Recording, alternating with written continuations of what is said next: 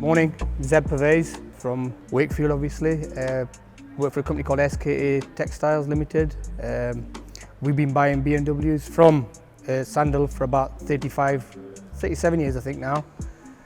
Reason I'm here today is I'm a big fan of the old 8 Series, the E31. Real 90s kid, always wanted one since I was about 14, 15. And today my car's behind me. It's parked up in BMW showroom in Wakefield, Sandal. Courtesy of the guys here. And that's what I'm here for, to talk about my car and let you know what a fantastic machine BMW is. And that thing behind me is the ultimate driving machine. Don't care about the newer ones, that's the one to have. We've been buying BMWs as a family for about 35 years. My father bought an M5, an F-Reg, Dolphin Grey, a long time ago from the Almond Garage, which was at the top of Somerset Road in Huddersfield, which then obviously went to Sandal. My brother, Saj, he's been buying BMWs from God knows when, pretty much since he learned how to drive. We've been a BM family for quite a while. Obviously, you know, we've always had 2, 3 BMWs in the family. My father's had M5s, 7s, 6s. We never bought an 8 because it was his policy. He said, we can't get all the family into it, which I think you can because I've got one and I get my kids into the back of that. But it's one of those things. BMW's been around our family for quite a while. We like the build quality, we like the service that Sandal obviously give us. It's a vehicle that you can grow and bond with. A lot of cars, you just drive them. These cars do have soul, they do have life, they do give feedback, especially when I've been driving my dad's X6 that he owns at the minute. Fantastic car. BMW, I think, is a brand that's, like I said before, is synonymous. It's a brand that reflects quality, exudes exhilarance. It's the performance of the car. And my E31 behind, yeah, she's 24 years old. Doesn't feel like 24 years old. The engine's still strong, although it's had a full rebuild. When we stripped this car behind me that we rebuilt, it's taken us 2 years. We were quite gobsmacked at some of the level of the engineering that had gone into this car, the thought that had gone into it, especially the suspension, the drivetrain. It's way over the top. You know, we were looking at bushers, arms and links to replace it, and we're thinking like, why has it got double links? Why has it got double drop links? Why is the anti-roll bar so heavy? But that just shows that BMW have built that car to last. It's built to go through quite a long period without breaking down. The engine's 4.4 in that, an M62. It's quite lazy engine, but it suits the car. Like I said before, I'm a 90s kid. That's what the 90s was all about, or that was developed in the late 80s. And to me, it's still, you know, one of the best BMWs around. It's an individual, this one. It's got a CSI interior.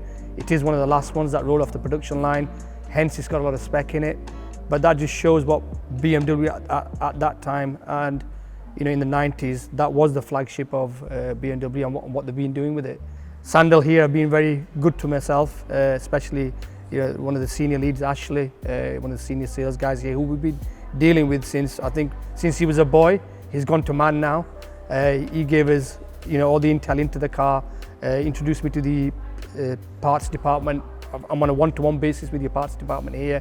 So when they know that when we turn up, we get the parts for this, because again, it was going through it and getting it rebuilt, because I couldn't rebuild it not having all the parts. Like, so once we've stripped it, it was quite a feat of engineering under there. We stripped the rear subframe out. I took it to my friend's garage, where I do borrow his ramp for months on end. This thing was in his garage for 4 months. I made a mistake of leaving it there over the lunch period on one Saturday. Me and my son took the back end out, came back after lunch, and Peter had taken all the front out, including the engine, drivetrain, gearbox, diff, everything. And he just said, if you're going to do it, Zeb, you got to do it right. I did have a fit, but again, it was one of those things. He's right. If we're going to do it, we had to do it right. And we got on with it. It wasn't in there for 4 weeks, it was in there for nearly 4.5 months. It was one of those things where it's you do it for the love of it. So we'd go in weekends, you'd go in after work. When I got it back from Peter in Huddersfield, I had no ambition of giving the car a respray. There was no ambition of doing that at all, but when I got it home, I looked at it, I thought, yeah, it needs a respray. It's not right, we have to do it justice to bring it up to the level that we're used to, basically to a brand new standard. We realised we had a few issues with it, we had a few leaks on it, had a bit of rusted paint on it and everything once we started detailing the car. So we got through it, and at the same time we thought, we're going to do the interior as well. So the interior has been through a full strip out, so all the seats have been out, carpets, headliners, AC, pillars. Some parts of the dashboard have been out, steering wheel's been out. So it's been through a massive refurb as this car. And when you are working on this car the way that BMW engineers engineered it, it's easy to take the bits, it's easy to replace parts, and parts are still available for it. Although I bought the last windscreen seal for it in the whole of Europe, so if anybody's after one, thanks to me, you can't get one now. You can get universal seals for it, but that's about it. It's been a real labour of love, and I've been fortunate that my family's been with me working on it, especially my son, Rahman. He's a car engineer as well. He's into Formula One racing, and we both worked on it together. I used to work on cars with my father, on his old fives, and I'm glad that my son has gone into that as well. And we both decided that we would work on this car, and it was one of those things that we would just, for me, it was from the age of like 12, 14, 15, I saw this car, it was on my wall, it was a poster car for me, and I said to myself, if I ever make it, I'm always going to get one.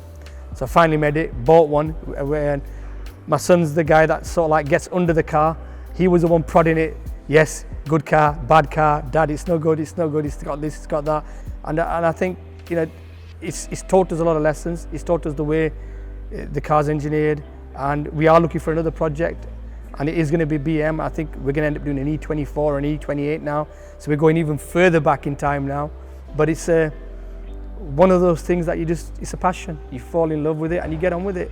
And it's great of Sandal, because of the relationship that we have with them. They're letting me bring the car in, put it in their show box, which is not normal, and I think they feel the passion that I feel. And it's a great relationship that we have with the garage, and it shows that Sandal Wakefield do actually have long-term standing relationship with families going way back, and it's all down to the way they interact with customers and clients. So big thank you, Sandal Wakefield.